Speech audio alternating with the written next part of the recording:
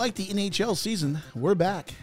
Welcome inside another brand new Let's Not Do This podcast on Tuesday, October 10th, the year of our Lord, 2023.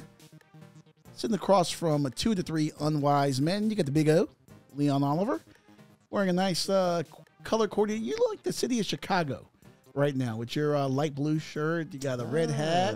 Yeah, you look like the Chicago flag. Guess I'm got a Chicago state of mind today. I guess I don't know. And you play basketball like Scotti Burrell, so you got that going for you too. Is that because the Bears demolished the Commanders? Is that why you're doing that? Yeah, maybe it's just paying homage. Yeah, my homage to the Bears. Is it homage or is it homage? I think it's homage. I don't know. I've heard it both ways. Kind of like Scotti, it goes both ways. Homage sounds more, formal, more. It just sounds better. Yeah. Well, this man was alive when the word was invented, so hey, it took a minute and 12 seconds into this recording for me to make the first old joke. So you got that going for you. Hey. One Ryan Dickerson, how are you, sir? Doing good, man. How about yourself? I'm good. I currently am sweating some NHL bets on the first day of the season, so that's good. I didn't realize NHL started till like this afternoon. I said the same thing. I'm like, are these still preseason games? Because he's asking me about bets. I'm like, why are you betting NHL preseason, or why are you asking me about it? as we record this right now, we have Nashville and Tampa Bay going on as we speak. Right. I know the Capitals don't start till Friday, so I was kind of like. It doesn't start till Friday, right? And they said, no, it starts tonight. I was like, okay. Well, they wanted all the good teams to play early. First. This very aging Capitals core probably won't do too much this year, but that's a conversation for another day, probably. Right. Yeah. And Scotti, how are you, sir? I've been better. I feel like my Orioles might be getting swept tonight. Yeah, it's probably. Yeah. Well, at least you got they got the lovely city of Baltimore to go back to. I mean, What was it like? They haven't been swept all year, and now they're probably going to get swept tonight when they get to the playoffs. And you know what the turnaround was for the Rangers apparently in the second half of the season? Creed. They started listening to Creed in the locker room apparently. I did hear that. I was listening to, I think 105.9 The Fan in Dallas yesterday, which I listen to sometimes after get Cowboys intel, especially after losses, just to hear the fans, hear the callers go ape shit. But yeah, one of the announcers were like, they're playing Creed like in the locker room and in like everywhere now. The players are playing it, before a game, during the bullpen sessions. Like they played as much as they can play it. I'm just like, wow, I didn't know that would be the maybe we have a chance then. Yeah, I don't know. You realize that Ryan just doxed himself, right? What? He listens to 105.9 The Fan? I believe that's what it's called, yeah. Ladies and gentlemen, when you're listening to that, if you hear Dickerson in Dumbarton calling 105.9 The Fan, Jared needs to sit Dak's ass down somewhere. We want Trey Lance. And I want him now. Brian from Richmond. Yeah. Are people calling for Trey Lance? Hey, people are calling for Cooper Rush. For lots of things there. Where is Cooper Rush? Is he working in the H&R block right now? No, he played Sunday night. Oh, he did? Yeah. I went to bed. If you watched that late. Yeah. I actually bet on the Cowboys plus 3.5. Before we recap this weekend, let me ask you this. Do y'all ever get footballed out? Not this early in the season. It's more like by like week 11, week 12, I'm like, okay, I'm tired of looking at football all day on Sunday. But like since it's like the first kind of month of the season, I'm still kind of. I won't say footballed out, but maybe in a minor sense, if my fantasy team is losing, which is every week this year. Scotty. Yeah. That was a nice ass open this week. If I'm losing money and the Commanders lose, then I'm just like, fuck football. So it was a bad week for you then? No, I won some money this weekend. Okay. Should have been more money, okay. But we'll get to that. Miami. He's still bitter about the Hurricanes. I don't know what it is. I think I blame college because, right now there's college football tonight. Because we got the Tuesday, Wednesday, Thursday, Friday games. Then all day Saturday, I'm watching football. Even I love the West Coast stuff, the Western stuff. So of course I'm up till 1, 2 o'clock in the morning. And now these last couple of weeks, we've had the goddamn London games on Sunday. So those are at 9:30 or whatever. That's usually my Premier League time or my F1 time. But F1's been in the not Eastern time zone, but the races have started a little bit later. Like in Qatar, that race started Sunday at 1. So I couldn't watch it because I'm watching football. Right. But see, I'm not really an all-day college football watcher. Yeah, see, I do it all day. Yeah, I'll watch here and there. And so Unless I have nothing to do, then I'm watching it. Yeah, I just got burned out. I ended up falling asleep during the Miami game, during that debacle. I missed, the whole Hurricanes meltdown. And then, Sunday night, I didn't watch any of the Sunday night game. I went to bed. I laid in bed, and I put the TV on, and I was listening to it. And I think about the time San Francisco was up 20-something or whatever, I was like, all right, this is done. And I, ended up falling asleep. Mm-hmm. But I didn't watch a single second of it. I listened to it laying in bed, but that was it. And I just got burnt out. And this happens a lot on Sundays now. I can't watch the Sunday night game. It's just too much now. And by the time I turned it on, because, Yahoo's telling me I had like a 15% chance or something. And I'm like, yeah, okay. Like if it's like 7-3, then maybe I'll have a chance. By the time I turned it on, it was already 7-0. I'm like, all right, who scored a touchdown? George Kittle. Who does Ryan have? George Kittle. Like, all right, well, I'm done. Well, I guess, since we are talking about that, I guess very bittersweet. Yeah. I guess we'll start with that. In one of my fantasy leagues, the George Kittle, hat trick of touchdowns worked out well for me there. But Ryan, I know you've been listening to I'm sure all the Chicken Littles saying that the sky is falling right now in Dallas. Are you pressing the panic button, or was it just one of those things where they just ran into a buzzsaw and a very good 49ers team that probably would have did that to most of the league on Sunday? I just think San Francisco is just playing lights out. To be honest with you, I was talking to a friend of mine, and he says, do you think if San Francisco didn't have the issues with the quarterbacks in the NFC Championship game last year, would they have won that game and won the Super Bowl? I'm kind of like, I think they may have won that game, and they may have won the Super Bowl. I mean, they made up, they haven't lost a regular season game in like 10, 11 games in a row or something like that. It's possible. I think Kyle Shanahan would have found a way to blow the Super Bowl like he did in Atlanta. Well, that's true too. You were just waiting to get that 28-3 reference in there, weren't you? But they're just rolling right now. I mean, Dallas could have played better. Dallas's game planning was garbage, and that added to what was going to already happen to them. But I don't think the sky is falling in Dallas, but I think Dallas needs to make a lot of adjustments. They have a tough Chargers team on Monday night. Then you got the bye week, and I think that's going to be crucial for them to figure out what to do on defense without Van Der Esch, without Diggs now, well, without both of them. Van Der Esch is out 4 to 6 weeks, and, of course, Diggs is out for the season. So they're going to have to figure some things out on defense, and then offensively they got to get Dak on track. I don't know what they got to do, get him a psychologist, have a seance, do whatever they got to do to get whatever demons he has out of his body, because he just seems like he's just flustered out there. Yeah, I saw a headline in an article. I don't know if it was a real article or just some bullshit, but it was like it would cost the Cowboys a fortune to cut Dak Prescott. Like, damn, are we there already? Well, I mean, next year he counts $60 million against the cap. Yeah, but so it's got to be like probably 40 or 50 something now. Would they really think about cutting him? I don't. They'll trade him before they cut him. I think cutting him. Who's going to take that contract? I don't know. I think they're just stuck with it. Yeah, just kind of like Daniel Jones and the Giants. They're just kind of stuck with it. That's the danger. We hear so much. Oh, when are you going to pay this guy? When are you going to pay this guy? When are you going to pay this guy? Then you pay that guy, and then if things don't start to work out, you're saddled with that deal. Yeah. You look at Dallas right now, and you mentioned the Giants. You look at the Giants too, and it's like, hey, well, we paid our quarterbacks. Now what? Yeah. They've had some issues, obviously, on the line, and the receivers haven't, been as good as advertised. And the passing game, the deep threats haven't been there really. Yeah. There's some issues to work out there, but Scotti, your team Thursday night, I think the Bears might have just scored again on them. That was. Sam Howell, statistically, from a fantasy standpoint, had a decent game. But other than that, that defense was supposed to be vaunted, got beat up pretty good. Yeah, they just came out with no fire. The Bears just took it to them. It's pretty embarrassing. You would hang out with Magic Johnson? What? Isn't that what Magic said? That they play with no fire? He said, yeah, they play with no fire. Maybe that's where I got that from. Yeah. I don't know. I was happy to see him because usually all those tweets are super Mr. Obvious and just nice. And he kind of that's kind of tearing into the Commanders for him. Well, when your money is actually involved, yeah, it probably, yeah. Because, they played better in the second half, but you can't come out like that against what everybody was saying was the worst team in the league at this point. DJ Moore Ryan, I didn't even think about it. You mentioned we were texting during that game, DJ Moore, Maryland guy coming back home. You knew Chicago was going to dial something up for him, as you said. I didn't even think about that. And, he got the treatment that Devontae Adams didn't get last night going against his old team in Green Bay.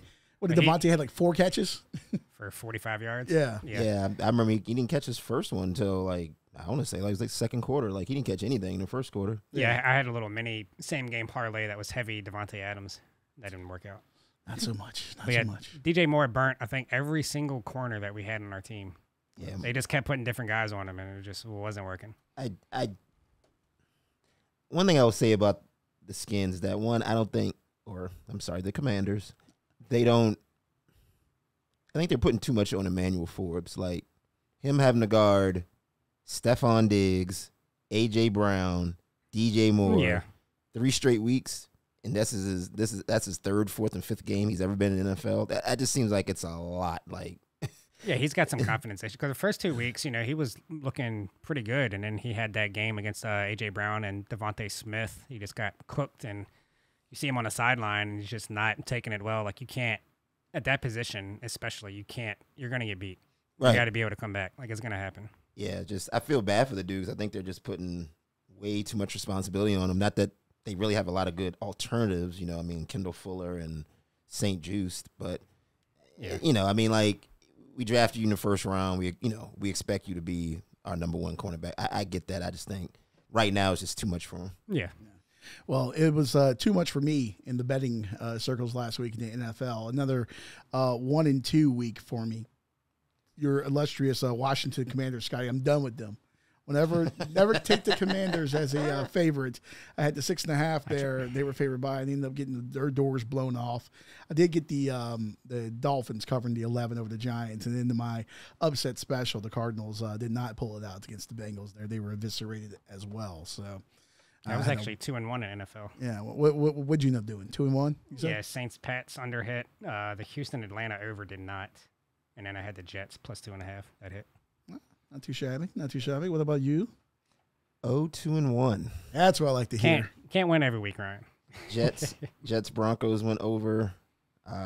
Wait, what'd you say? Jets Broncos went over. Your record? Oh, 2-1. 1-1.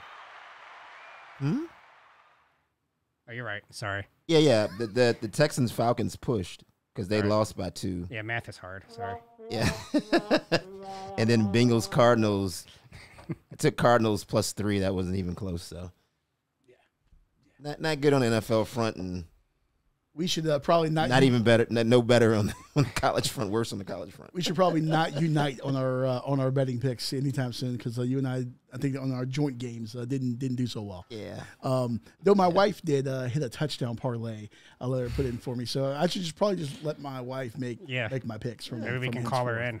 Yeah. Get her picks this week. Well, she's doing a fantasy hockey league apparently too, so I'm going to go to her for my hockey betting. She's doing a fantasy hockey league? My wife is doing a fantasy hockey league with some coworkers of hers and a couple of friends of theirs. I watched her do her draft last night, and she was surprisingly up. I don't know how much NHL tonight she's been watching, or she's been listening to TSN radio like me or whatever, but I don't know. Maybe our hockey insider. Yeah. Might be. Between the Pipes with Mrs. Big O. might want to think of a different name. Oh yeah. Or not. Oh yeah.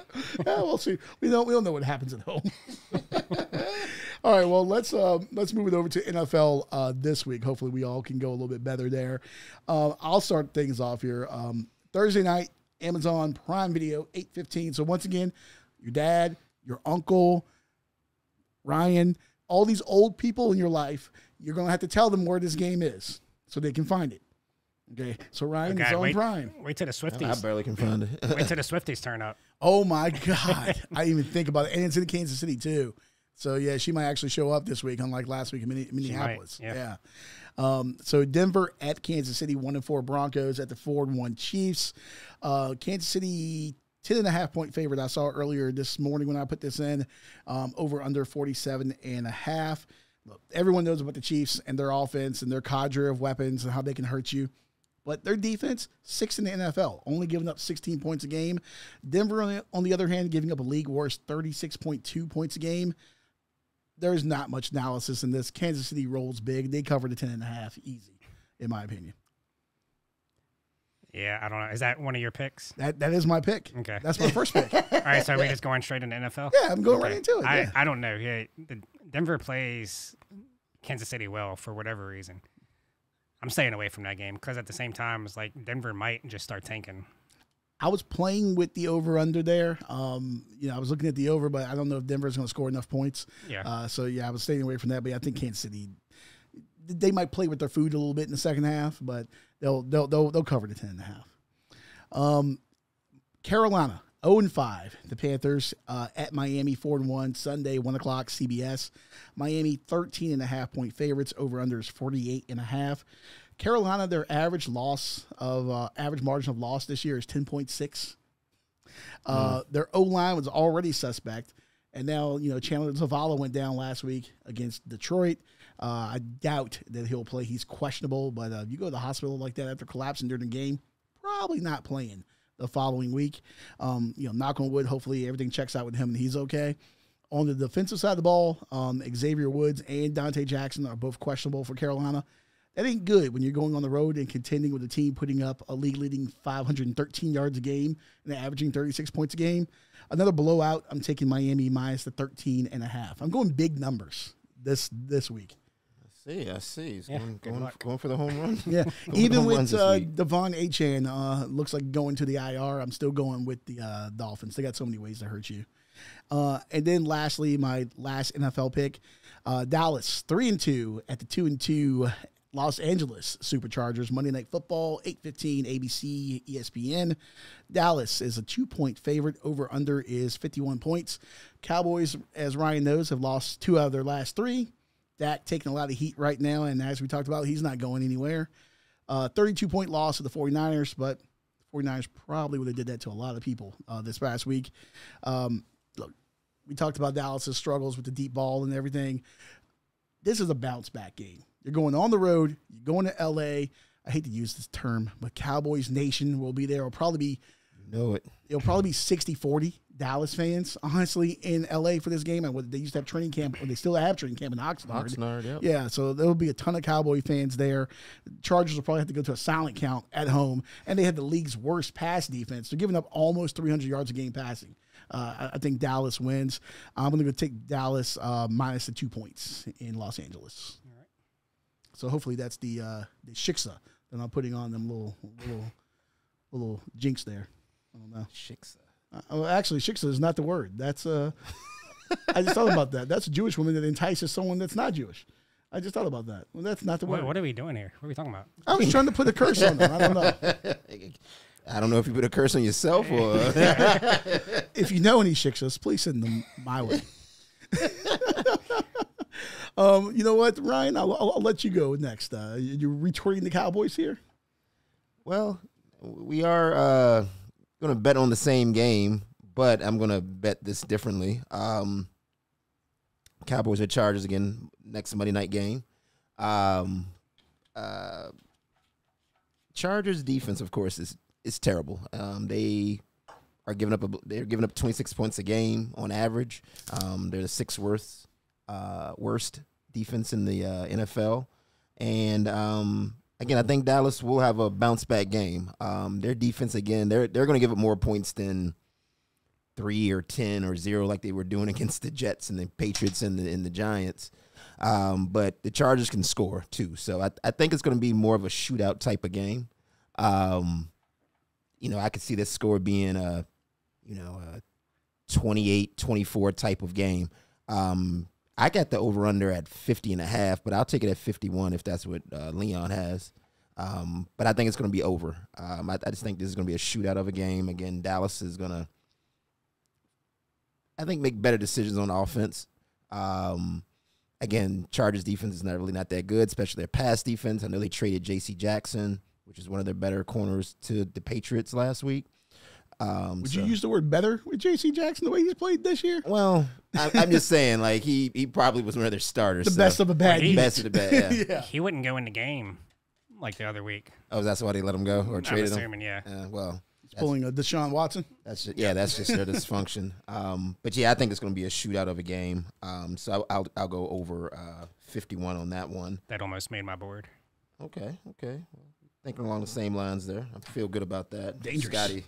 Scotty makes money on betting, and obviously, but not on the show bets though. Well, I went he's two. got the I went Enron. 2-1 on both. No, I've been doing NFL. I've been doing a lot better recently. You got the Enron books. It's the stuff that we don't see. It's off the clock. He's cooking them. I think I have a winning record in NFL on the podcast. College is a different story. But I did go 2-1 in both last week. Sorry, Ryan. No. You're good. You're good. No, I again, my bets are god awful. I went 0-3 in college. So, second game I'm gonna pick. Damn. I've been there. Second game I'm going to pick is going to be the lowly New England Patriots at the Las Vegas Raiders. That game's at 4:05 on Sunday at the stadium. Looks like a spaceship landed in the middle of the desert. The Death Star, Allegiant Stadium, right. Patriots have been so bad, dude. Like, when you get beat, 70 was combined score 72-3, 73-3 the last two games between the Cowboys game and the the game against the Saints when they got beat 34-0. I think the Cowboys game was 38-3, so that's 72-3. I just don't see the Patriots going cross country and bouncing back. Raiders have a lot of good mojo after that Monday night game, so their fans will be ready to roll. You know, Belichick's coming in, so I'm sure they're still mad about the Tuck rule 22 years later. So I just think the Patriots the Raiders are gonna beat the Raiders are gonna beat the Patriots. The line is -3, or Raiders are getting 3 points. I'm sorry, they're giving 3 points. Yeah. I'm sorry, they're giving 3 points. So I got Raiders covering that 3-point line.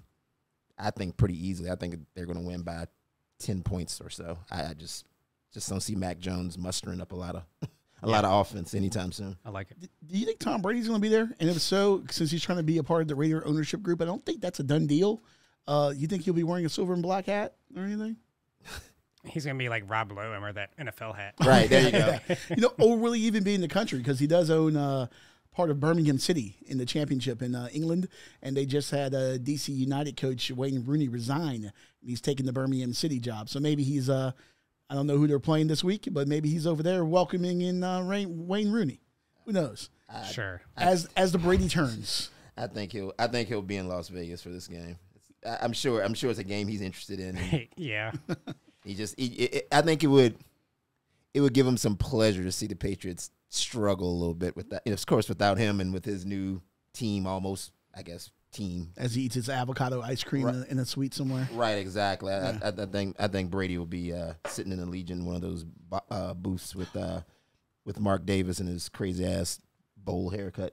Jesus. Did you see Peyton Manning? The picture of Peyton Manning with they like superimpose No. Mark Davis's hair. Look that up. It's hilarious. It's like the worst. It's funny as hell, but it's like, geez, this dude really wears that hair for a living. Like, if it was on anybody else, it would look even funnier than it does on him. But America's going to melt down. I just thought about it. Raiders, Chiefs, Taylor watch and Brady watch at the same game. If they wind up in the same suite. oh, you're talking about the Raiders played the when they play the Chiefs twice a year, we're going to get this.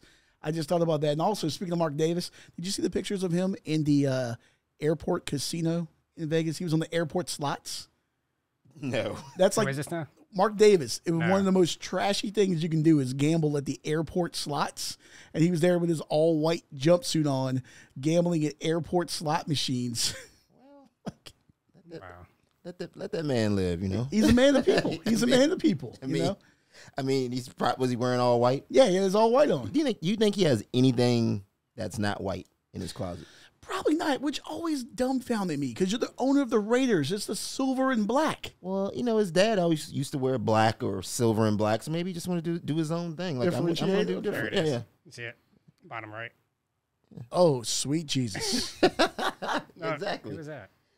That's Ziggy. Look, Ziggy Okay. Wilf.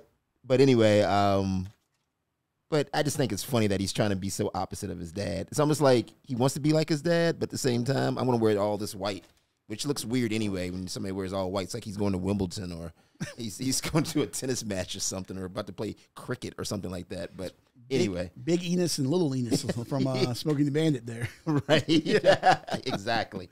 All right. Did we go through all three of yours? I know I interrupted you. I'm sorry. No. I have one more game. That's going to be the morning game on Sunday. Baltimore Ravens playing the Tennessee Titans at Tottenham Stadium. Tottenham Hotspur. In London, yes. And this pick is going to be totally based on travel plans.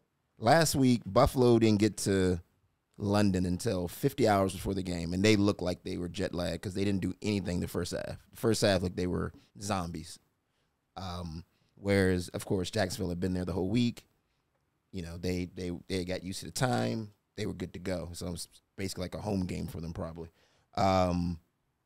Where I think the same type of dynamic may happen in this Ravens-Titans game, where the Ravens left this morning. Harbaugh said we went over there late. I guess last time they went over there to play in London, and they lost, and it wasn't a good experience for them. So he's leaving. They said they left Tuesday morning. Titans aren't leaving until Thursday evening after practice. So I'm thinking the same thing may happen where Titans may be a little jet lagged, maybe a little not ready to play. Ravens just came off of a bad loss against the Steelers, a game they should have won several times over. So I think the Ravens will be, they'll be sharp and ready to play, where I think the Titans could be a little, I don't know. I just don't like that they're leaving so late after hearing what happened to Buffalo. So, or seeing what happened to Buffalo. So I'm taking the Ravens. They're giving 4 points. I think they'll cover that.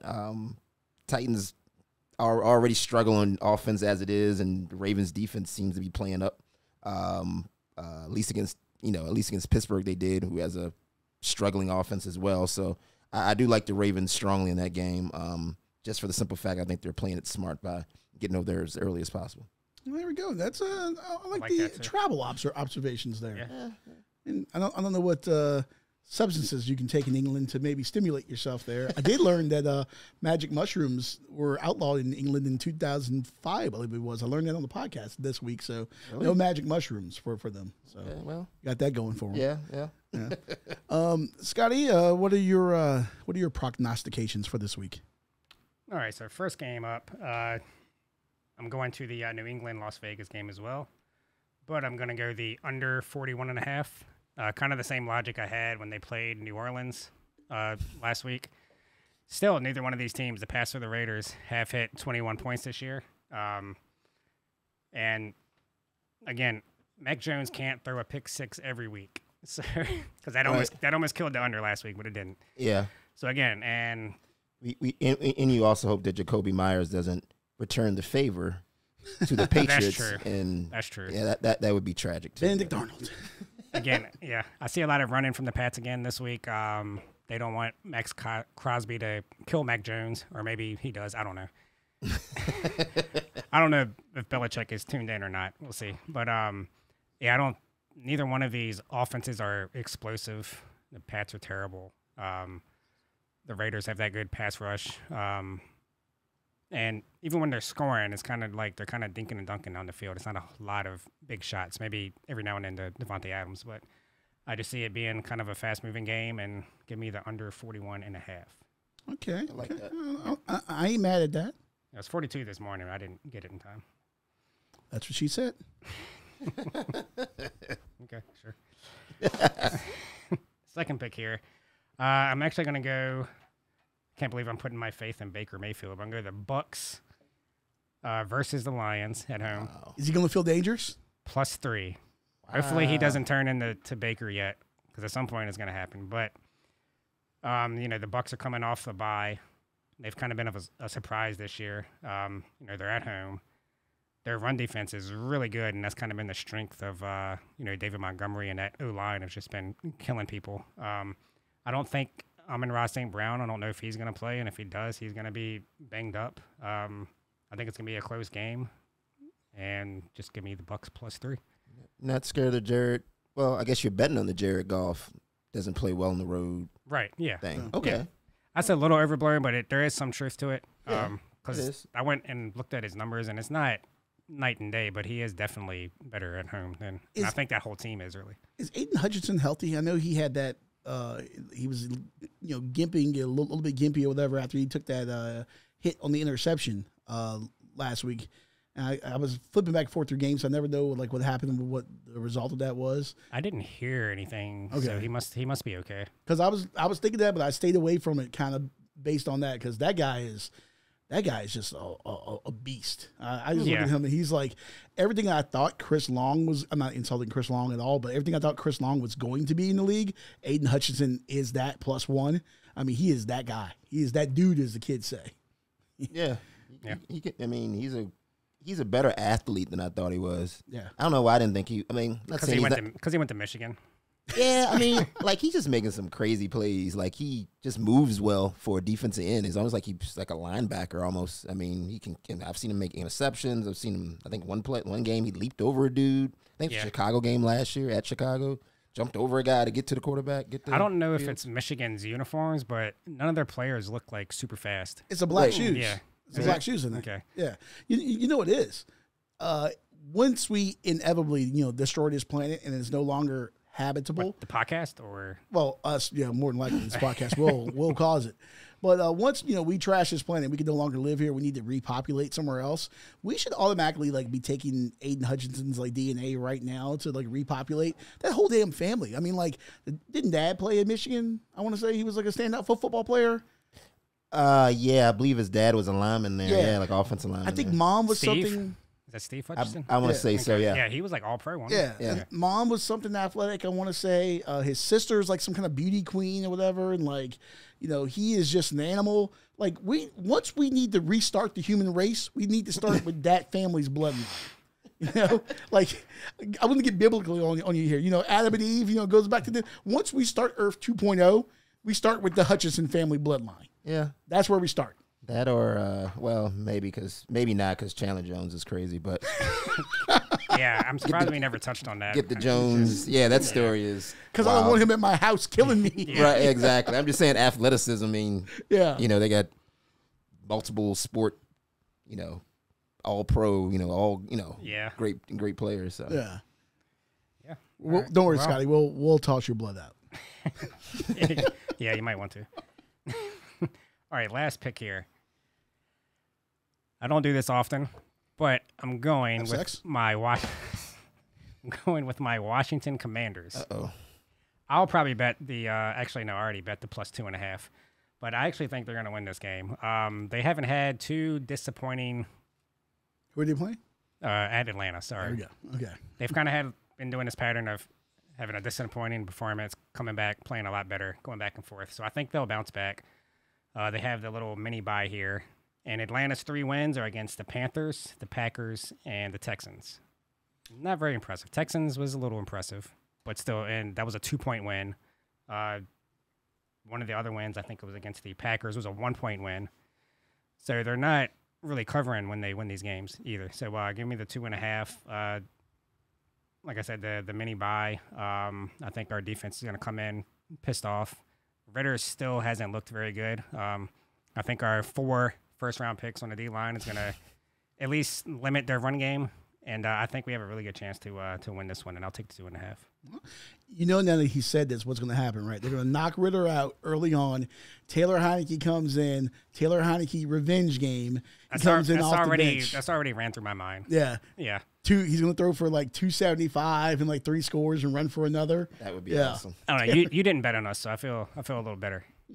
That is safer. I might go and toss a couple shekels there on the Commandos. I mean, give the Falcons credit for winning these games, but they haven't been terribly impressive. Yeah. I mean, they had some comebacks. They do play better at home, but their passing game isn't that great. So they're kind of one-dimensional, and I think our defense will be able to limit the run game. That's a team you look at them and you need a quarterback because Desmond Ritter ain't the guy. He's playing better, but he's still not a guy you want to put your faith in. No. Yeah, I mean, agreed. He is playing better, but I mean, the weapons that they have at receiver between Drake London and Kyle Pitts, I mean, they're huge. They're huge targets, and they can get down the field. The fact that he hasn't found a rhythm with either one of them at this point, this is basically I guess he came in halfway through last year. Or did he start all of last year? I think he came in through about halfway. I want to say through last year. Because Yeah, Mariota was there for a while. Then he Yeah. left the team because of the baby thing. His baby, Sure, yeah. whatever had happened there. Yeah, And had nothing to do with him getting benched. right, Yeah. right. So, I don't know. I guess Atlanta's trying to see this out before they go invest money into another quarterback, or invest money in, I guess, time and trying to figure out if another quarterback's better for us. But I agree with you. Like, I don't think he's the guy. I agree with Leon. I don't think he's the guy. I don't think he'll end up being anything for Atlanta. I think Atlanta really misses Olamide Zaccheaus, honestly. He was a big spark in that passing game for them. And he had a lot of clutch catches last year. Now he's in Philadelphia right now, I want to say. Right. Yeah, so, that kind of segues us into college, because Zaccheaus was a Virginia Cavalier. And, That's right.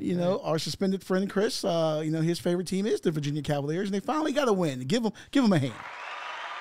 There we go. Finally off the schneid. Last FBS team to get a W there, beating William and Mary.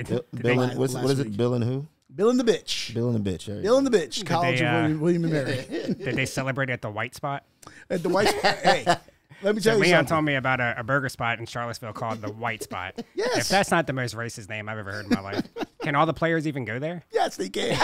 It's named after a white spot on the floor, sir. Yeah, I heard if you get the Unite the Right combo, you get like a free mini tiki torch with it. I will not let you disparage a small business that serves amazing burgers. You get a Gus burger, a little fried egg on top, sir. It's lights out. They have since changed the name to the Spot. Yes, they have. Yeah. Okay.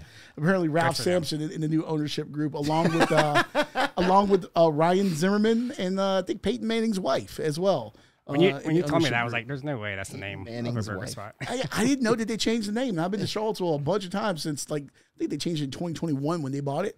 It's one of those places where it's like it's an institution, but you When was the rally? don't go there a lot. It was, what was it?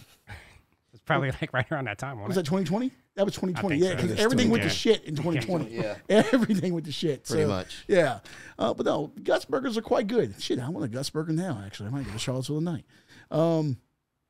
All right, so we got that going for us. But, yeah, Virginia finally getting a win. And Mike London doing what Mike London does, lose games at Scott Stadium. So it was, he felt right at home doing that for William and Mary. All right, so college football last week. On my bets here, I went, as I need to pull that back up. This is terrible producing on my part, and scroll to that. I went 2-1 last week. Had the Sooners plus a 6.5, of course, to get the outright win over Texas. The Wyoming Cowboys doing it again. Craig Bowles' bunch. Somebody put them in the goddamn top 25. By the way, how are they not ranked? Who, Wyoming? They're not ranked? No, they're not ranked. How are they not ranked? I don't know. But they get the win, stopping the nation's second longest winning streak, beating Fresno State. I had them plus 6. They won outright.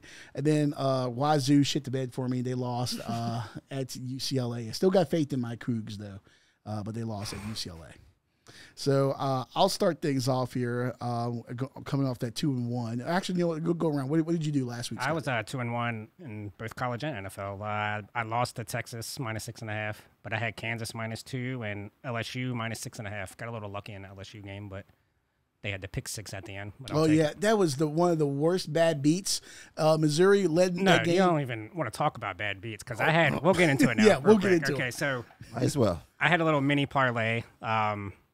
So I took Georgia down to minus 6.5 and Michigan minus 10.5, and it was sitting at minus 114. So I wanted to get it to plus odds. So I just found a big favorite, no analysis. It was my fault for ever picking Miami at minus 1,400, but I just threw them in there and made it to plus 101. So Georgia and Michigan, they covered their regular spread with ease, and I turned on, Miami's up, so I'm like, all right, because they struggled for a little bit, and then they were up, took the lead. I'm like, all right, they got it. I just happened to turn on the last minute. There's 30-something seconds left. Mm-hmm. I'm looking at the clock, looking at Georgia Tech, no timeouts. I'm like, why aren't they in victory formation? Like, they're not about to run a play here, are they? Yeah, they run the ball. I guess somebody said maybe they were trying to get their running back 100 yards because he was at like 90-something.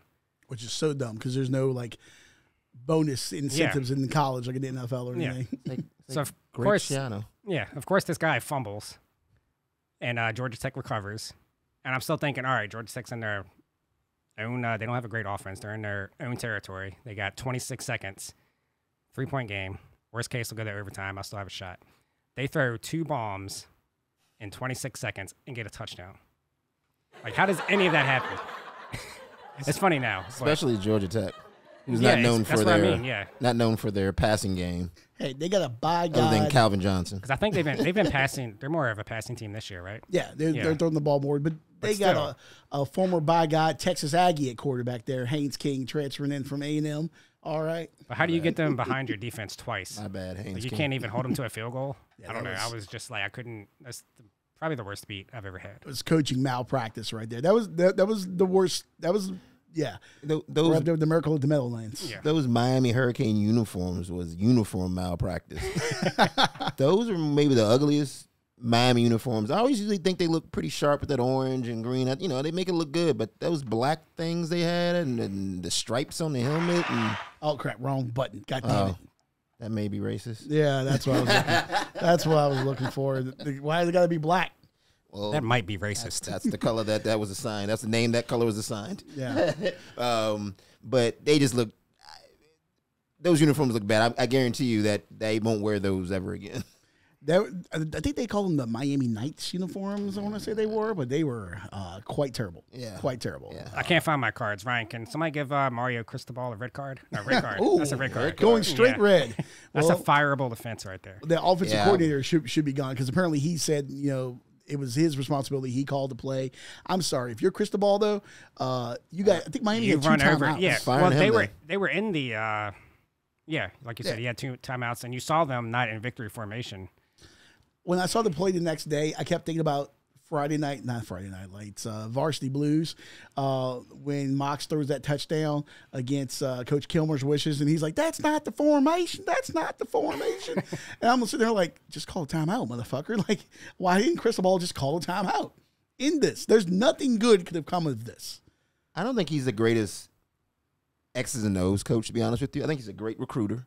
I think everybody said he's like just a great recruiter. When he was at Oregon, he recruited his ass off. Like, he got those kids to come from California up to Oregon in droves.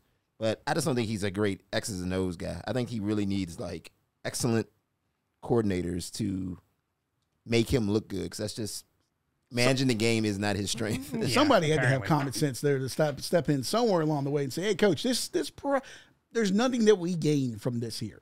And what sucks is it takes a lot of luster off of what would have been it still is going to be a good game, but they're playing at Carolina this week, and that was going to be a matchup with 2 unbeatens. We're going to figure out who was for real in the ACC, and we still will. I mean, but it just takes a lot of luster off of that game. It was so dumb, but Yeah. I digress. But yeah, I mean, Mizzou had a bad beat too. I mean, they led most of that game, and LSU gets the field goal. They go up, 42-39, I think it was. Yeah. Then Mizzou gets the ball, and throw a pick 6 with less than a minute or something like that left or whatever, something and like they that, ended up losing by 10 and not covering the 6. That was brutal. I lost a parlay on that one too. But Ryan, you you took the golden sombrero and you started strike out 3 times, or was it 4? I think it's 4 in baseball. Okay. Well, you just took the hat trick of failure. Yes. Washington State didn't cover, or they Didn't got win. 3. Yeah, they lost, but yeah, I mean, they were getting 3.5, but they lost by 8. I want to say, I think it was 25-17, and then of course Oklahoma and Texas. Leon's already gone over that game. You hit the Longhorns? Yep. Yeah, we both had the 6.5. Longhorns. Yep, and Horns then down. Dion, Coach Prime let me down in the desert of Tempe.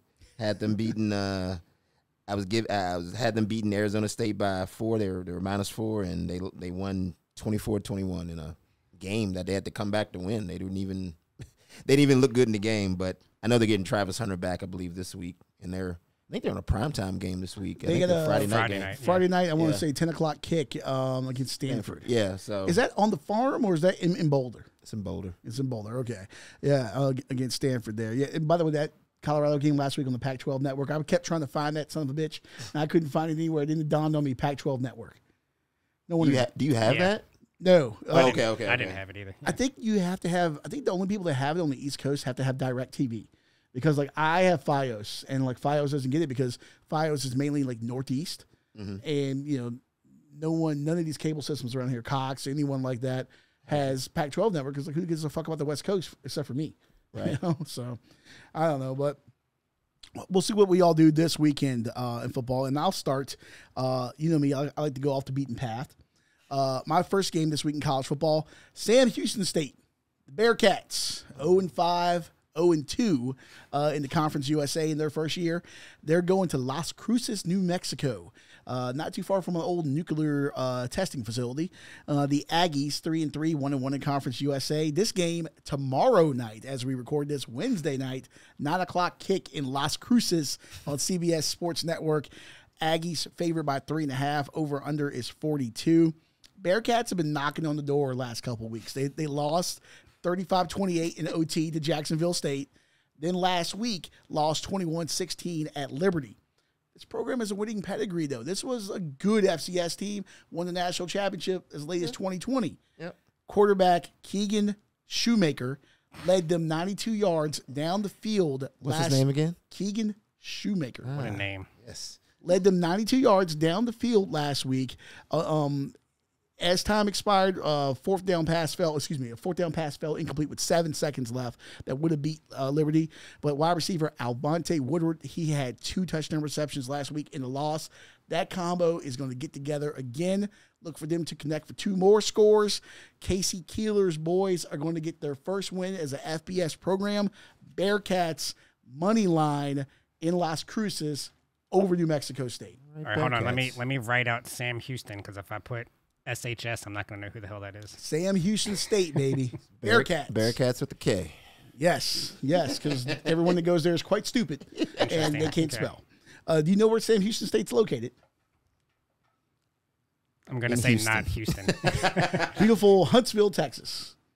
Yeah, and never gotten that. Their big rival is Stephen F. Austin. I got a good friend that went there. The Battle of Piney Woods. Yeah, there you go. Nacogdoches. There we go. All right, so then my next game, college game day here this week. I think we might all have this one on our card. Washington and Oregon. Number 8 Ducks, 5-0, 2-0 in the Pac-12. Number 7 Huskies, 5-0, 2-0 in the Pac-12. Saturday, 3:30 ABC.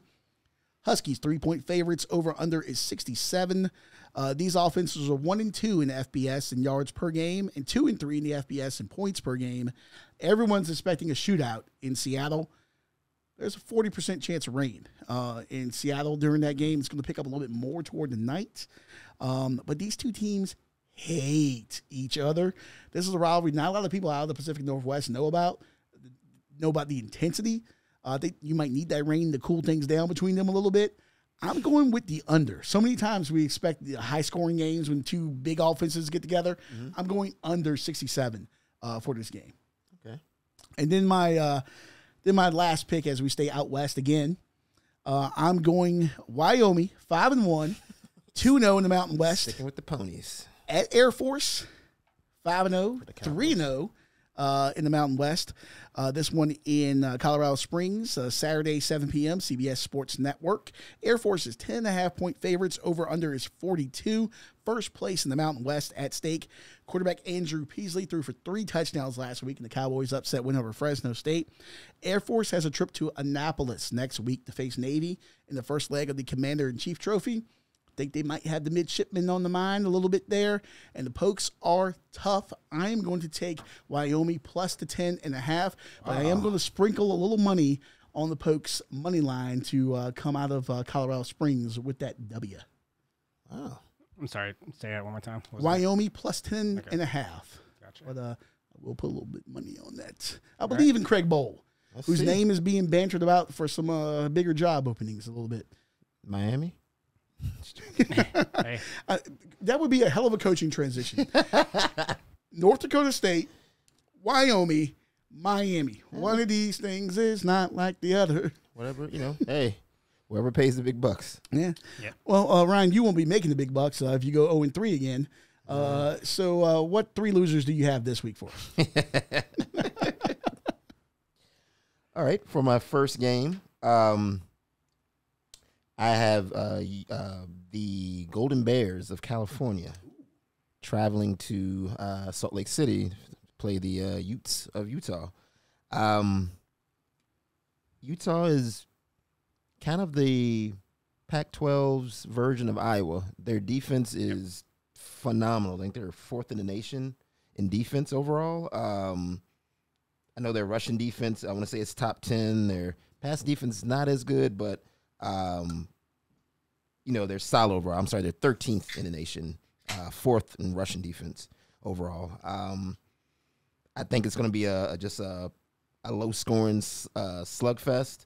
I don't believe a game that they've played this year has really gone over. I had the number in my head, but I believe like the upper 30s is like the biggest total they've had all year. I know the UCLA Utah game was 14-7. I want to say Florida and Utah earlier this year was like a 24-11 game. So they play a lot of games in the 30s. I'm sure they may have had a blowout here and there if they played a smaller school. Weber State 31-7. 31-7. Okay, so 38 was the highest point total. They don't count there. Hey, it's the battle for the Beehive still, boot. it's only 38. Yeah. So the over under in this game is Okay. the Beehive boot. Yeah, Utah State, Weber State, and Utah State, Weber State, and BYU. Battle for the Beehive boot. I learned something new today. Yeah, me too. Okay. But the over under in this game is 45.5. I'm going under. California does have a good offense, but I just think they haven't faced a defense as stout as this defense. And I just think it'll be a low scoring game. From what I understand, Cam Rising finally came out with what's wrong with him. Why has he not come back yet? He says that he has torn not only his ACL, but he tore his meniscus and his MCL and another ligament I never heard of called a MPFL. Never heard of that ligament before, but he tore 4 ligaments. Like it was a devastating knee injury. He tore his knee up in the Rose Bowl. So that's why he hasn't come back. He says he doesn't know when he's coming back, to be honest with you. He said it could be all year, but he just, it's kind of day by day, see how he feels. He's practicing, but he's not ready for full contact. So MPFL sounds like a really shitty football league that would try to sign Johnny Manziel. That's what it sounds like. Yes. Yeah. Scotty, you could own a team in the MPFL. Let's go. Let's not do this. That'd be the name. There'd be the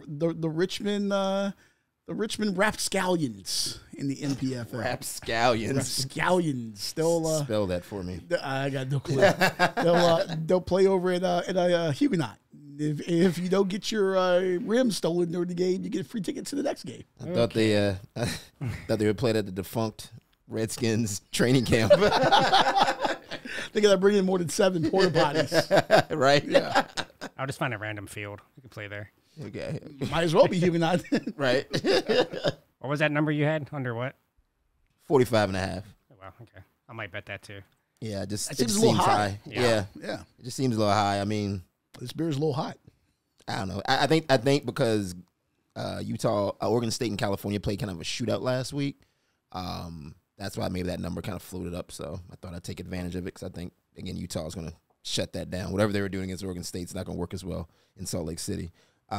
Second game is USC at Notre Dame, the rivalry, one of the national rivalries. The battle for the Jewel de Shillelagh. Yeah, the Jewel. I have heard of that one, the Jewel Shillelagh. Yes, Caleb Williams v. Sam Hartman. Prime time. That game's at 7:30 on NBC. Both teams really, again, aren't. Well, I can't. I would say this: USC's defense is very susceptible to giving up points.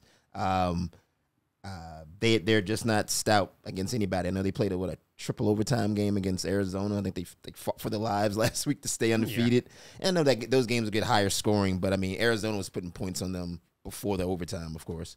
But I do think this game's gonna be high scoring. USC has gone over the last 5 games they've played against AP ranked opponents for the total. So they're high profile games are usually higher scoring.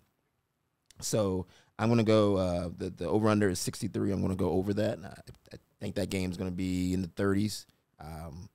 It's gonna be a shootout of a game. I think Notre Dame's defense was a little suspect against Louisville. Louisville put up 33 on them. I think if you have a team that wants to pass the ball, they're susceptible to that. I think, the only reason why the Duke game was low scoring and even the Ohio State game was lower scoring because both those teams don't really have. They're not pass first; they're run first teams. No. So I think USC is gonna, throw the ball all over the field in South Bend, and it'll be a high scoring game. So I got over 63 on that game. All right. And then our game of the week, Oregon at Washington. Game was very, very hard for me to decide on. Washington's been playing very well. Again, their pass offense, I want to say, is first in the nation. But I think Oregon is going to win this thing. What was the line, 2.5 or 3? I got it at 2.5. Well, I just gave away my pick, but I got it at 2.5 on FanDuel. 2.5. Okay, we'll go with 2.5. I seen it at 3 too. But it's at 3 at most places. So. Yeah, I had 3 earlier on Caesars this morning. So okay, if you want to 3. do plus 3. Yeah, plus 3 is fine. Plus 3 definitely will work. I think Bodacious, Mr. Bo Nix will definitely be able to move the ball against Washington's defense. They're not bad, but they're not great either. I think they're 65th in the nation, so not as good, of course, as their offense. So I think it'll be a higher scoring game. Oregon's offense is highly ranked as well. I think their rushing offense is 9th in the nation, and their passing offense is 10th in the nation. So I think, honestly, it could be a higher scoring game than maybe Leon thinks. But I do think the Ducks will win overall. I think their defense will be the key. Their defense is 6th in the nation. They're strong pretty much in all facets of it. Rushing defense is 21st. Passing defense is 5th. So I think that's going to be the difference, is that Oregon will be able to slow down Washington just enough to where Bo Nix and company will be able to maybe win this game, maybe by a touchdown, maybe a 28-21 type of game, that type of score, 31-21. But I am feeling good about Oregon. I know they're on the road. I know it's in Washington, but they're 5-0 this year against the spread. So, they're just playing very well right now. So I'm going for Ducks. All right. That is it the Puget Sound that butts up against Husky Stadium? Yes. I think it's the Puget Sound, yeah. Mm-hmm. You get all the people sailgating out there. That's one of the most picturesque scenes in college football. I want to go out there and see that at some point. Scotty, give me your credit card. Let's take a show trip. I'll let Ryan. Ryan, I'm not giving you my credit card. Oh, God damn it. You're the last person. You never see me again. Max that thing out. Is it still well, we gotta figure out what is it still pot still legal in Amsterdam? Or is it still whether like Legal in America. Or they look the other way? Hey, I'm just trying to go out of the country. Okay. Well, Amsterdam is good. Yeah. Amsterdam okay. Yeah. Scotty, I'll just give me the card. We'll expense it to this show. Yeah. Okay.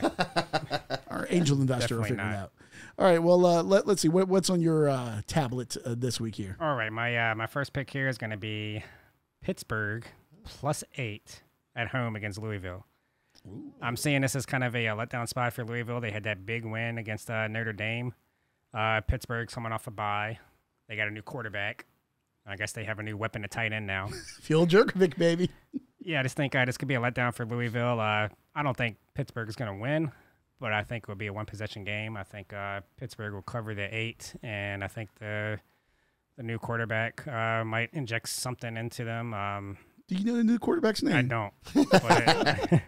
But it's not, I can't even think of their starter's name. Phil Jerkovic. Jerkovic, yeah. Yeah. Former Notre Dame, former Boston College, and now former Pitt quarterback as he's been moved to tight end. Yeah. Night game at home. They got to show up at some point. They've been very disappointing so far this year. I think they can make it close. So I'm going to go Pittsburgh +8, my first pick. Is that the ACC game of the week on 8 o'clock? ACC network. I think it's 7:30. No, NC State and Duke is the ACC That's network. Right. That's right. 8 o'clock game. You're right. What is this game on? It might be on. This might be a CW game. It feels like a CW game. It is CW 6:30. 6:30. I thought it was 7:30. It's a CW special, baby. 6:30 games is just an odd time to start a game. It is. Yeah. Even more so while Pitt should be able to cover. Louisville's not going to care about this game. For the 3,500 friends and family at Acrisure Stadium there. All right, so second pick here. I'm getting off LSU. I keep waiting for them to be the team I thought they were going to be. Pause. It's just not happening. What? said Okay, You get off LSU. gotcha. Get off of Brian Kelly. So I'm going. This fake country accent. Yeah. I'm going to Auburn plus 11.5. LSU was very lucky to cover last week. Again, I'm going the bye route here. Auburn's coming off a bye. They played Georgia very well a couple weeks ago. And I think they're going to be able to run the ball on LSU a little bit. LSU's terrible against the run, and that's kind of what Auburn wants to do. They'll be able to slow the game down. Again, they got a shot to win. I don't think they will. But I think just 11.5 is way too many points for this game, I think. I think it should be more like 7 or 8. So, yeah, give me Auburn plus 11.5.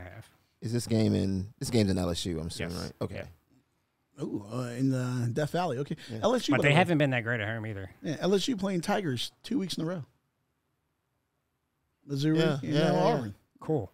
There are like 3 Tigers in the SEC now. It's so fucking weird. Yeah, there's a lot of Tigers. There was a lot of Tigers, a lot of Wildcats. There was a Aflac trivia question last week. Name the 5 FBS teams that are Tigers. Okay.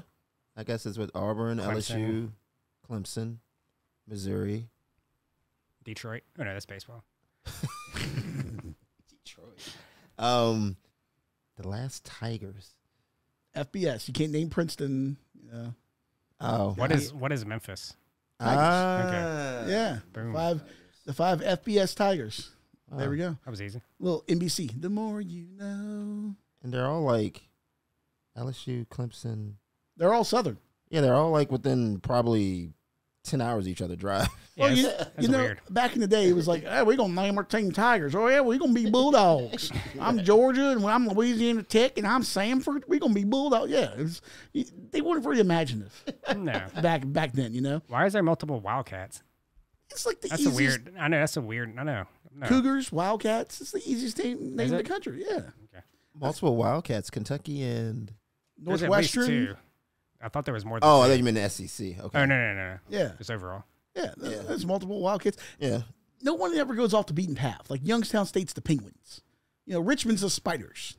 Do you got to get creative when you go to the FCS? Is nobody in the FBS creative?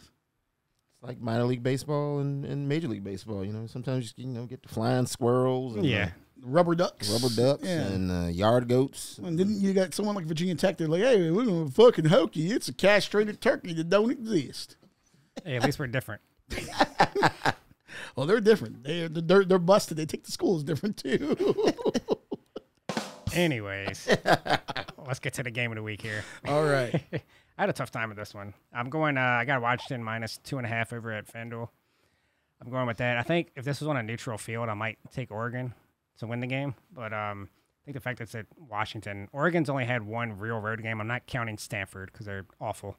But they went to Texas Tech and they were losing going into the fourth quarter. And Texas Tech is 3-3. So With loss to my Wyoming Cowboys. I do think Oregon is overall a little bit better, but I do think they're evenly matched. And when you give me the Heisman frontrunner, Michael Penix, against Bo Nix, Bo Nix has been playing well, but I think this might be a spot where he turns the ball over a couple times. And Is Penix the? He's still there, yeah. No, I'm just saying he's the Heisman front runner. yeah, he's up to a plus 200, and Vegas is. This might be part of the reason why, because he's the most bet on Heisman like preseason. I think 25% of the bets were in on him at like plus 1,400 or something like that. So now he's up to plus 200. So Vegas is probably hoping he loses here, but I'm gonna go Washington minus 2.5. Scotty's got big Penix energy. Hey, if they cover, yeah. You mean Trent Penix? Ooh, I see what you did there. He did have 2 touchdowns last week. I was gonna say, is that the NC State guy? tight end. Yeah. NC State, everything. He's played every goddamn position on offense. I think that one can play. Pretty His much. time in Raleigh. Pretty much. I almost hurt Charles' feelings and went with Duke, but I the almost MJ took Morris that thing, game. I don't know. He's a wild card, so. Yeah, I almost took that game. I don't know Riley Leonard's status. I was listening to an interview with Mike Elko in the Ovius and Gilio podcast before we started this, and he was being a little bit coy, but saying he's progressing well, which thankfully he is. I like Riley Leonard. He's a good kid, seems like a good quarterback. But you know what? Let's go ahead and just let him rest. That young man needs to heal up a little bit. Yeah, I appreciate. I care about his well-being. Me too. Yeah, Appreciate if he takes one more week off. yeah. So, okay, so question. Would you rather Riley Leonard play for Duke or Brendan Armstrong. Armstrong play for NC State. I don't ever want Brendan Armstrong to take another snap for NC State. If you had to choose one. I'd rather have Riley Leonard play. Yeah. Yeah. I feel confident in Peyton Wilson's ability to neutralize him. Or Cade Fortin, whatever, who's like Peyton Wilson light now, you know. Yeah. I'm just glad we can score more points than 24. Yeah. Yeah. We doubled it up. I mean, he threw some interceptions too, but 2 of those I don't want to put on him. right, You know? yeah. Yeah, I bet NC State -6.5. So I was. This Very- past week against Yeah. Marshall? Okay. It was a sweat. It was, yeah, Yeah. It was. that was wild. You know, as we talk about this now, that's kind of one of those games State and Duke they don't play a lot, unfortunately, you know, and only being miles apart. I know both coaches have talked about that. I think there's going to be some hitting in this game. And Ryan, I'm sure you and I remember when they played, what was it, 2020, that game where Devin Leary broke his leg? Yeah. I mean, like, there was some popping. I think Thayer Thomas blocked a punt in that game. Yeah. Like, there was some hitting. There was some jawing. Like, these teams hadn't played in a while. It's a low-key rivalry. You know, People don't talk about it a lot, but they see each other a lot. that familiarity breeds contempt. They may not see each other on the field, but they see each other around. Yeah, that's what I'm saying, yeah. Yeah, and I think we're going to see a little bit of the same Saturday night. It's going to be some hard hits in Durham. Yeah. Yeah, so should be interesting. All right, well, that puts a bow on things for the betting portion of the show and the sports portion there. Once again, you can follow us online at Let's Not Do This Podcast. We're on I almost said ACC Network. Jesus Christ, if we were on ACC Are we on Network. ACC Network? We might be on the Pac-12 network. Yeah, yeah. We'll be the closing show as they pull the goddamn plugs out of the wall there. Hey, Mark Packer, put us on the ACC Network, okay? I'll put in a phone call, see what I can do. Yeah, but no, you can follow us on the YouTube and Spotify and all that good stuff. Subscribe, tell a friend. Sky's got us on the Apple Podcast and the Google and everywhere you can get it. Yeah, we should start coming out in just about everywhere that you get your podcast at now, starting this week. You're gonna be coming out. You want the world to know? You gotta let it show. Maybe tune in next week to find out. Oh, ooh, that's a cliffhanger, ladies and gentlemen. All right, so as we shift away from sports here and go to some non-sportsy things, as I try to find where my non-sportsy things are here, this is what we call a little tap dancing in the radio business there. All right, so one of the things I want to go to here is, I don't know if you guys saw this story, News Nation, which, by the way, do you guys know what News Nation is? I think I've seen it. I've seen commercials for it. I don't think I've ever watched the network. So News Nation, remember WGN?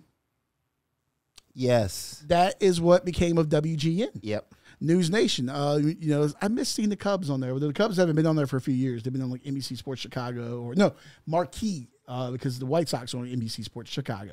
Right. But yeah, I missed afternoons. Like that was one of my best. I had an uncle that passed away years ago, but one of my favorite memories with him was watching the Cubs in the afternoon and In the Heat of the Night. That's all it showed on WGN was In the Heat of the Night and Cubs baseball. They showed a little Matlock too. Yeah, a little Matlock, and occasionally you get a White Sox game. Yeah, right. You know, this guy had never been anywhere near Chicago, but he was a Cubs fan because they were on every afternoon.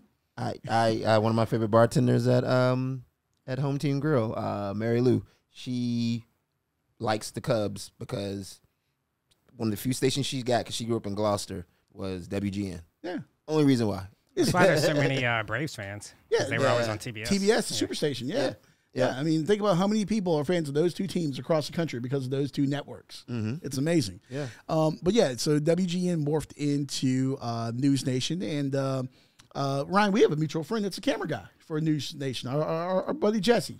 Really? From the Richmond Bars. Oh, he's a News Nation now? Yeah, he's a News Nation camera guy there. Emmy Award winner. Shout out Jesse Varner. But yeah, so there's a story up on News Nation right now from San Francisco. Have you guys ever been to Bottomless Brunch? I have not. It's Scotty, not the kind of bottomless brunch that you want to go to at Babes of Carringtown. Orioles are down 6-0 in the second, so He might take his life. Brokenhearted. I might go to a bottomless brunch. No. Ooh, there we go. What was that restaurant that was supposed to be like the female Hooters? Tallywhackers? Scotty wants to go to bottomless brunch at Tallywhackers. Tallywhackers. Yeah, it was. You never heard about that? Why do you know the name of that? Because I'm an ardent Hooters defender. Hooters, please sponsor us. No one's a bigger fan of your restaurant than me. And I'll say that right now to this camera. B-dubs, we don't want you. We want Hooters. Hey, we'll take you, B-dubs. Right. Sponsor me and Scotty. I don't have to worry about that guy. Yeah, no, I'm a Hooters guy, okay? I like your BOGOs. Jesus Christ. But no, there was a push. I think it was in Texas. It was like one location. As I belch from this hot beer, I apologize. It's called it was called Tallywhacker. It's supposed to be like the female Hooters, and the dudes were supposed to be walking around in shorts. I think it was guys like Scotti, and they went out of business. Yeah, apparently women just weren't interested in the hot wings, I guess. But it's just not the same. Yeah, it's just not the same. Yeah. Well, bottomless brunch isn't what you think it is. I don't even think it's legal in Virginia, but you essentially pay for unlimited drinks. I've been to it a couple times in D.C., a couple times in Colorado and stuff. It's great. I mean, it's fucking. What's unlimited drinks or unlimited mimosas? It depends on the restaurant. Some places have unlimited Bloody Mary. Some people limit it to mimosas. Some say, I know there's a couple places in D.C. There's a place near U Street or whatever, near like Howard University or whatever, that's like, it's everything. It's I want to say it's like $40, and it's like you get for 2-3 hours.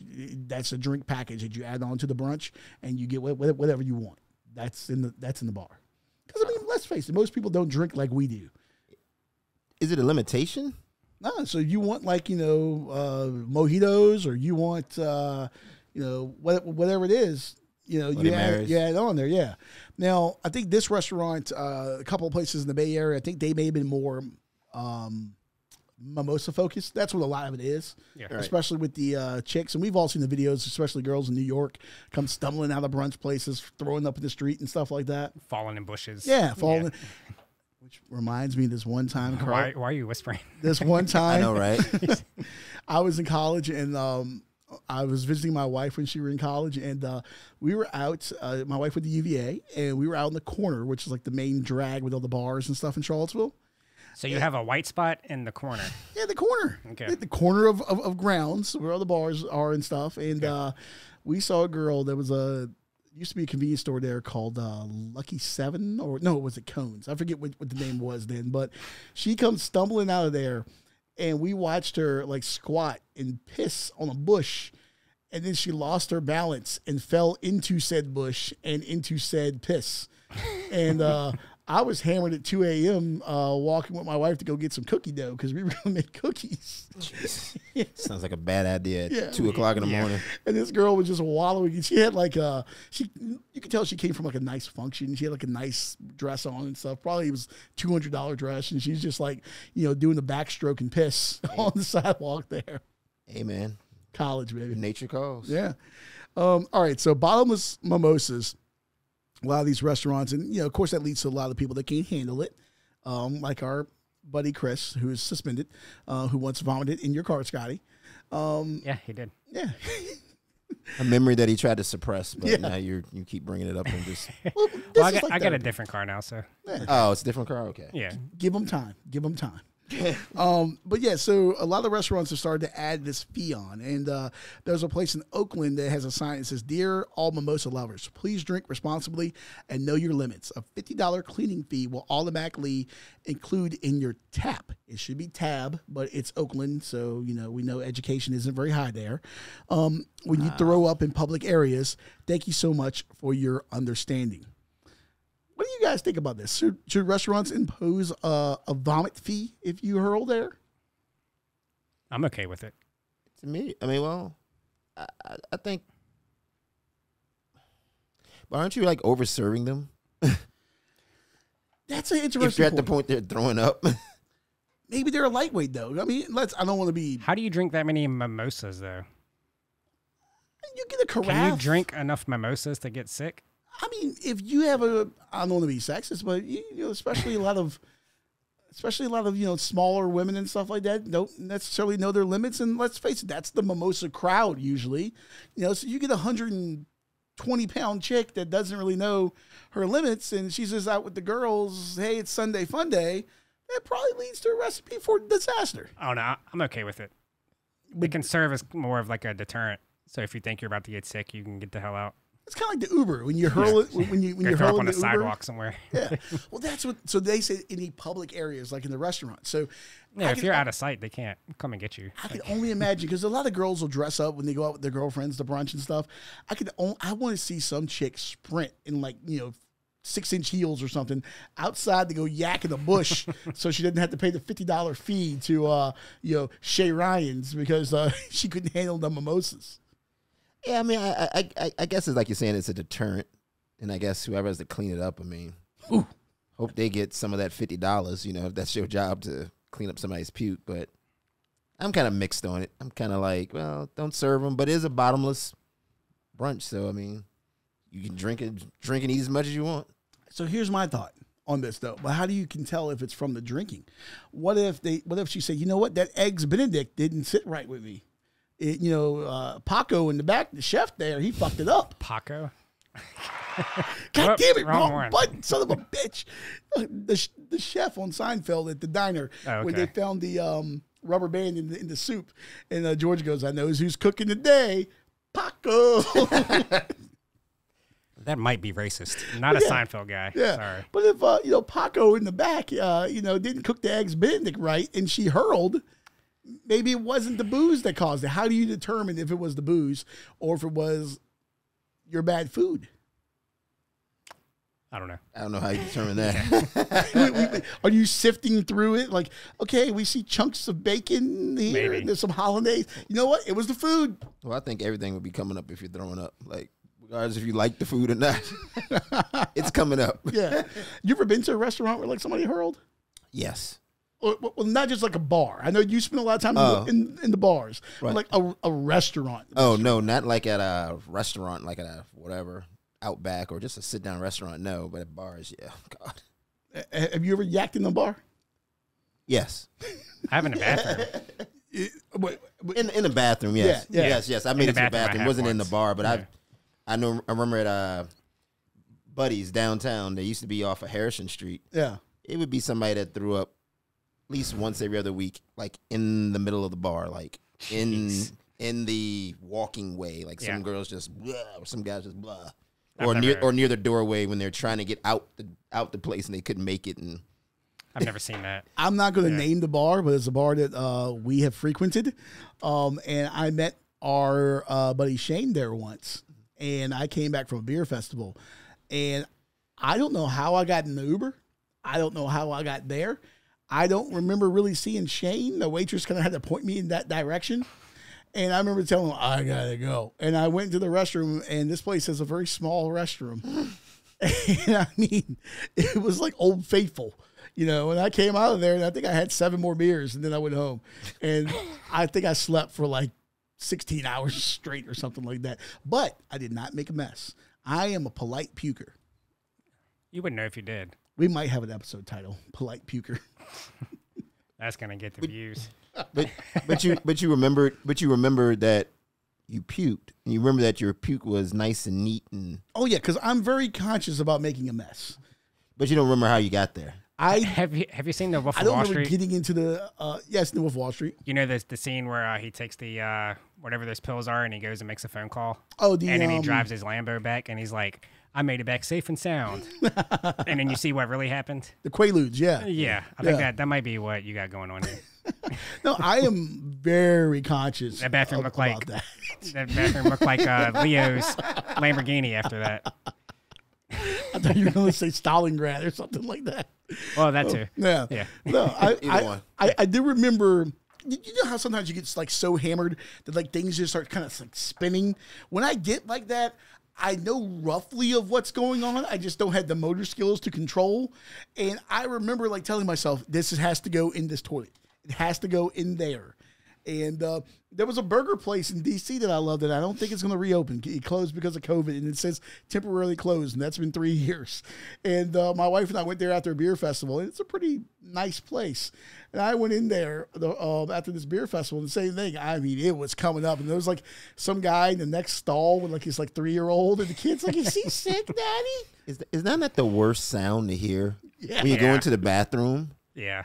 and you hear somebody? Like, It makes it's a like, lot. It makes a lot of people throw up themselves. Right? Yes. Yeah. It gets you nauseous just There's a hearing this person. There's an Instagram account, and all it is this guy, like in public places or sometimes at home, but he'll just start recording his wife, and she'll look at him. She'll like, "No, don't do it." And he'll go, "What?" And then she'll just start like throwing up, Oh, or having that gag reflex. I don't know if she actually throws up or not. I haven't watched too many other videos, but yeah, I bet you That's all the channel is. I bet you there's some sort of Yeah. weird sexual fetish. Yeah. he's probably into. probably. I feel like there's more to that. Yeah. than- Probably. I don't know where Scotty found this channel. It's a popular Instagram channel. Yeah.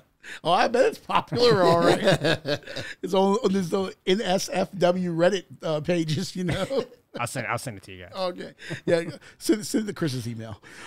He's already got that. for Yeah, sure. oh, definitely. He's all Definitely. Speaking of something Chris already has, there's Gonorrhea? that too. There's a Pennsylvania man. I still don't understand this story. This is from ABC 27 up in Pennsylvania. So there's a Pennsylvania man that got 2 DUIs 17 minutes apart. He was driving a farm vehicle. A 49-year-old man from Lancaster, Pennsylvania, was taken into custody after state police says he tried to flee the scene of a crash along the 2000 block of Old Philadelphia Pike. He was driving a 1974 International Harvester 4000 series. That's his first problem right there. Yeah. He's driving. Have you ever heard that song, that Craig Morgan song? It's a country song. I'm an international harvester. You ever heard that? Nope. No? Can't say that I have. Go home and you know what? That might be episode title, International Harvester. But go home and listen to that one. He's literally talking about driving a tractor down the road and holding up traffic. So this guy gets into a crash with a tractor, an International Harvester. According to the crash report, him and a 2011 Toyota RAV4 were at a stop sign when the farm vehicle backed into the SUV and tried to leave the area, but was followed by the victim. Troopers arrested the man after they arrived at the scene and eventually released him from custody. So this is what I want to know right here. Who the fuck gets a DUI and the cops release them? That's what I'm saying. Like that when I read this story, I was like, Yeah. where in the hell? I mean, who is the sheriff? Who's the person in charge of the police department in Lancaster County, Pennsylvania? That's absolutely crazy. I don't think anywhere in the world, anywhere in the United States, anywhere, you get a DUI and be like, you get home safe now. I have a feeling they knew the guy. Oh, yeah. You know, If he's trying to flee in a tractor, they probably know this guy. He's probably been on their radar. that's just Bubba. Right, exactly. Drunk off his ass. Don't even realize he's just driving a tractor. Maybe. and You you're might not- be right. And Yeah. you're not going to go far. Because how would you try to do a hit and run in a tractor? It makes me think about. It makes me think about. You ever heard of comedian Mark Ryan? He's got a character called Steve, and these videos were popular maybe like 10 years ago. And he would be drunk on the lawnmower, quote, getting pulled over, and he would always say, yeah. "I know my rights. I know my." Yeah, that. And he makes had me- like the lift, and he would like go yeah, up and down. Yeah. go up and down, and he's like, "I'm just going in the oyster shack, man." You know, that's what it made me think of. So, no one inside the RAV4, including thankfully a 2-year-old, was reported injured. The vehicle did have some damage to the front of it. So then the second run-in, troopers had the man, was 17 minutes later after he was released from police custody, and he was found to be driving a tractor, again under the influence, on the same road. This according to Pennsylvania State Police. Like he was going to not be under the influence 17 minutes later. They didn't take his keys? They didn't impound the tractor? I just... They didn't put him in jail? And 17 minutes later, I don't... So did they take him to the station, does it say, or did they just put him in custody? It didn't say, just said they had him in custody. I would imagine they probably took him to the station. I think after they released him, he may have been in custody for maybe like an hour or two, and then when they let him go... Yeah, but how did he 17 get back minutes to later. his tractor so Like, quickly? they were saying it was 17 minutes apart. Maybe, who knows, Lancaster, maybe they don't have a lot of stuff going on. Maybe it's a quick processing. You know, maybe he posted bail quick. Who knows? But There's so many wrong things about the story. Yeah. look, I watch a lot of, what's that show called? On Patrol Live. You know, I watch a lot of that, and I see people get busted for DUI like every week and stuff. They take the car and impound it, and those people go to jail. You know, like... I don't think the second DUI shouldn't count. Really? Seriously, you know the guy's drunk, and you just say, all right, see you later. What do you think he's going to do? That's what if I went to the judge and I went in front of him and be like, what you think is going to happen, judge? Yeah. They let me get my keys back to my International Harvester. And I just got right back on up, going to go home. You take the guy home. And the guy caught me again. What am I supposed to do? Where was he He's got to going? get home. Where was he going? Well, I'm assuming he was probably getting some beer. Where do you park an International Harvester at a Wawa? I'm going to assume he's going to Wawa because it's Pennsylvania. Where do you park an International Harvester? I don't know. I feel like that was it a state trooper that Yeah, it was state police. I feel like it was almost a quota thing too. It's like, man, it's the last day of the month, and I need know. 2 more. Oh no, hit and run is Release him again. Hit and run. I don't know if you call that a hit and Does run. this That's count? okay. You know what? That's like a hit and jog. It's probably some special paperwork you have to do when it's not like a street legal vehicle. We you know, we hear about these stories of like different vehicles getting like pulled over. I think maybe because they think I'm not in a real car, like the rules don't apply to this. Like they're not going to give me a DUI if I'm driving like a moped or whatever. Like we've heard different stories, like a motorized like big wheel or something or whatever it is. didn't we see somebody get one on a horse somewhere a couple years ago? That might be what I was thinking of. Yeah. Which, by the way, if that was a thing in the Old West, like everyone would have been in jail. Every cowboy was drunk riding from the whorehouse or the saloon, which sometimes both, going down the main street and at the OK Corral there, drunk as shit, riding a horse. I played Red Dead Redemption. I know what I was doing. No breathalyzers back then. Yeah, no. Right now.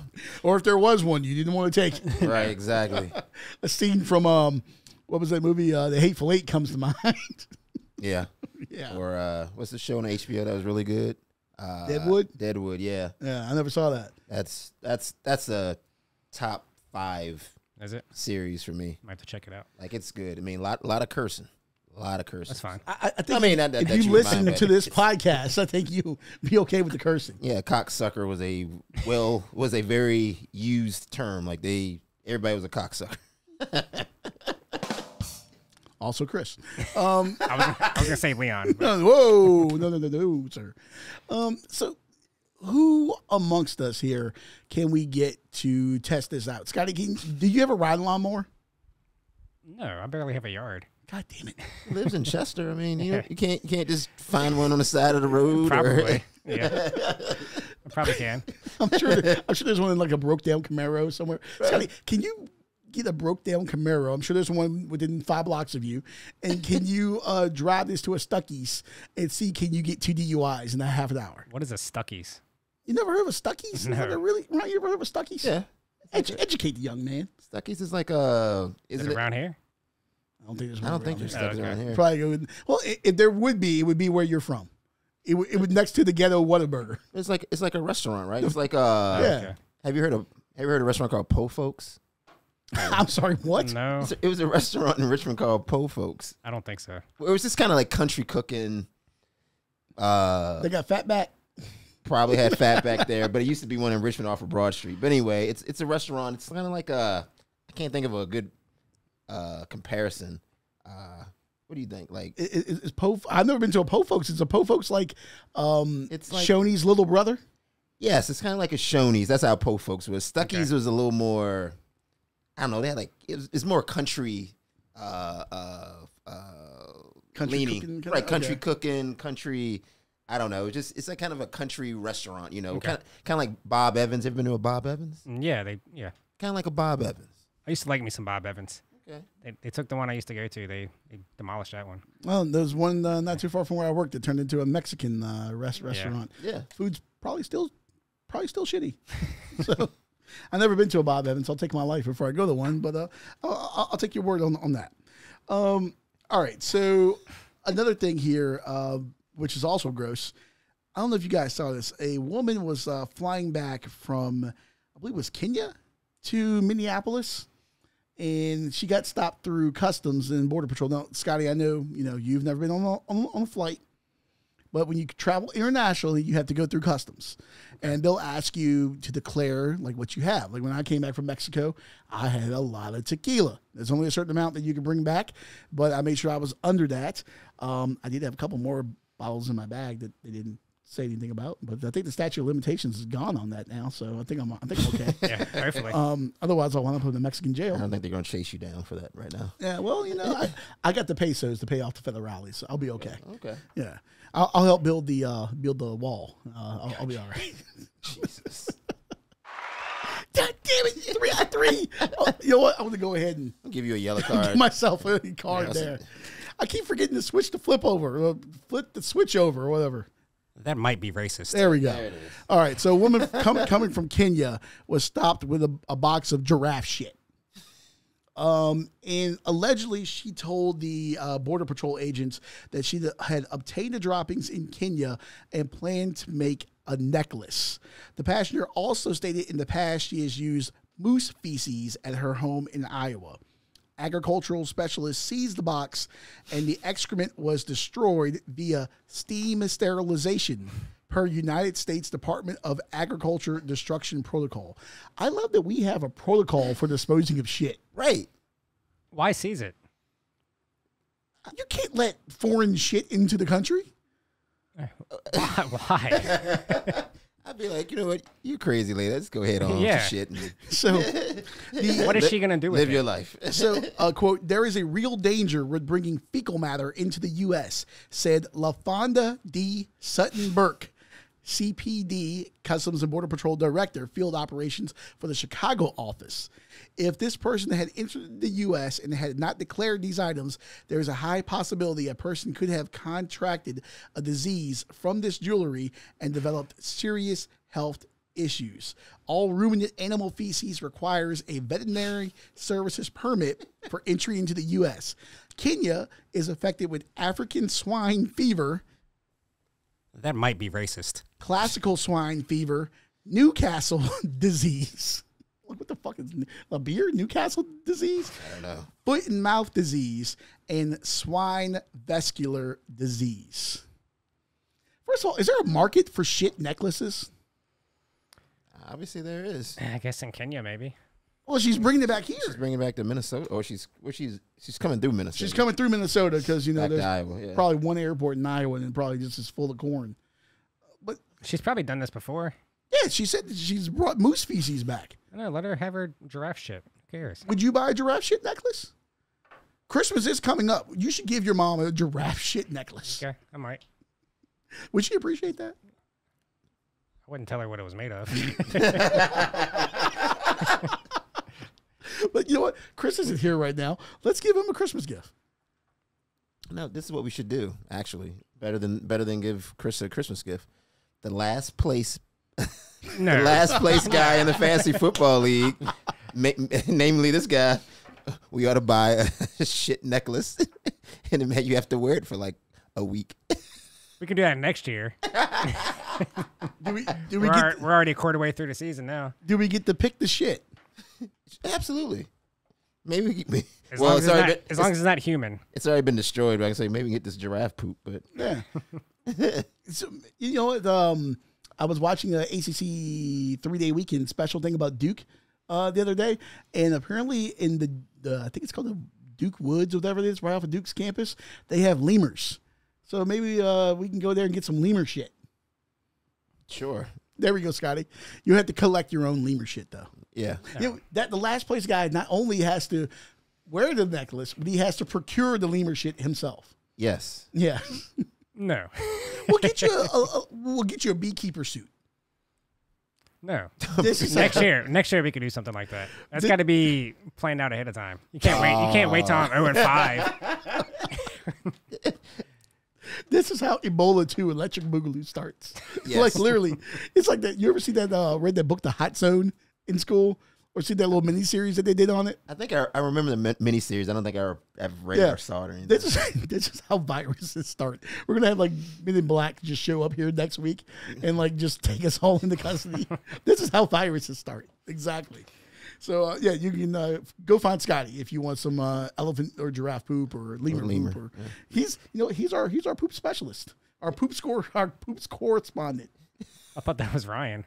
That is true. Well, He does yeah. big multitasking. Yes. Yeah. Knowing Ryan, he'll probably just pass it off. He'll just give you his. Well, I know he doesn't want mine now, but that's another story. Yeah. let's not do this. Oh, Jesus. All right. And last thing here before we get out of here, Scotty, you sent this one over here. Ring, the doorbell company. I guess, are they the big ones? I know there's like Simply Safe, and there's Ring, and there's a couple more. Ring is probably the the big one? biggest. Yeah. Okay, I was wondering that. They're putting up $1 million if you can show proof that aliens exist.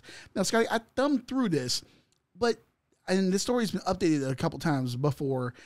Do you have to use their product? Does it have to be on their ring product? Yeah. Okay. You got to submit the ring footage. Okay, so you the, can't use Simply Safe or anything like that. Right. Okay, Yeah. that's what I thought. I just want to make sure. But yeah, so they want footage that aliens do exist. If you can catch that on your ring, I guess, doorbell or outside camera or whatever it is, which they bring up a good point. We live in 2023. And all over America, people have doorbell cameras and outdoor cameras. There's game cameras in the woods and stuff. There's cameras everywhere. How come we never get like higher resolution footage of an alien somewhere? Like, remember the people from Vegas? Like, oh, there were 8-foot tall aliens on our back. Why? It's Vegas. People got money. No one got that on the doorbell camera. There's nothing anywhere. Yeah, or even like police departments when people like rob stores. Like, do you see these two guys and it looks like Bigfoot? Yes. Like, yeah. Like, Yes. Why are the convenience store cameras always like in black and white and fuzzy? Yeah. Like none of y'all can't just, Like, that could be anybody. put a couple more $100 into a camera so it can be Right. color and clear. Who was that? Who was that woman that's running for office here that was making the sex tapes? Susanna Gibson. Borrow a camera from her. I don't know if you want to do that.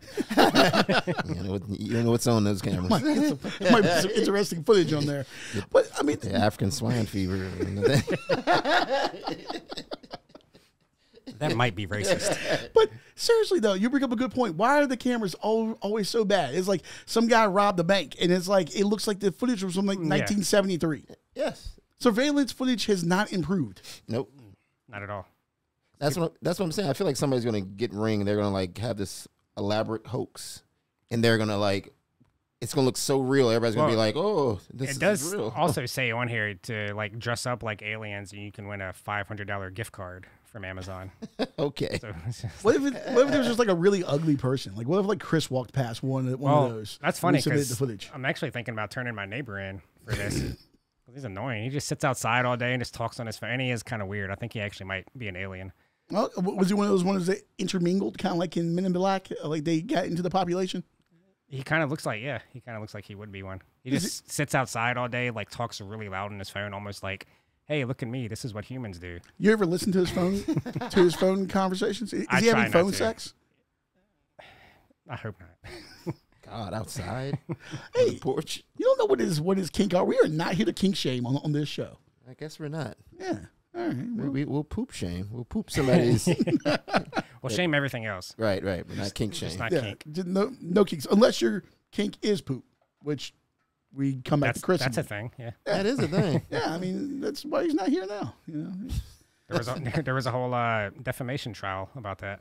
Amber Heard. Yeah. Is that a thing in that trial? Yeah, didn't she like poop on the pillows or something? Oh yes, Yeah. yes, she did. Yeah, she Or And the defecation trial, we could call it. What was that movie? The Birth of a Nation, the Defecation of a Nation is what we could call that. Ryan was an extra in Birth of a Nation. He was one of the black people they chased away. Jeez. Damn, red card. Red card, man. About time to end the episode. Yeah. You're off next week. All right, where can you find this monstrosity where we talk about pooping airplanes every week?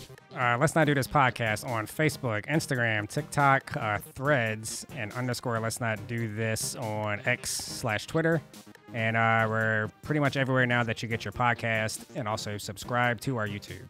And be a friend, tell a friend, as Pat McAfee says, and spread the good word.